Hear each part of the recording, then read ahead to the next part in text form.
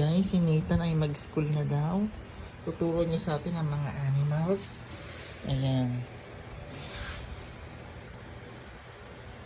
Nasaan dyan ang pig?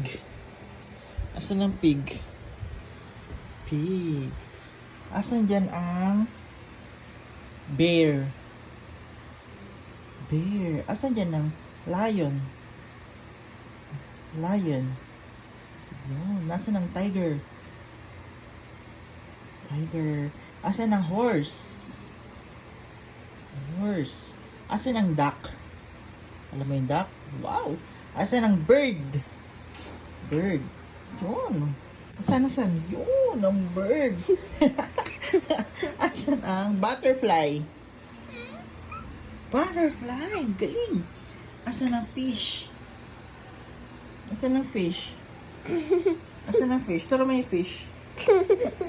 Tawa ka. Asan ang fish? Oh, hindi na. Fish. Asan ang bunny? Bunny. Asan ang bunny? Yun. Asan ang zebra? Ayan. Ayun. Bakit tinakpan ng zebra? Asan ang zebra? Turo. Yun. Very good. Nasaan ang elephant? Elephant. Turo. Huwag ka nang pakarga. Asan ang elephant? Asan ang elephant? Turo. Elephant. Asan ang elephant? Elephant! Ay, si Bibi naman. Ayaw mag-ayos. Ayan. Asan ang crocodile?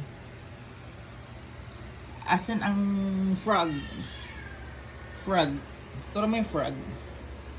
Turo mo yung frog.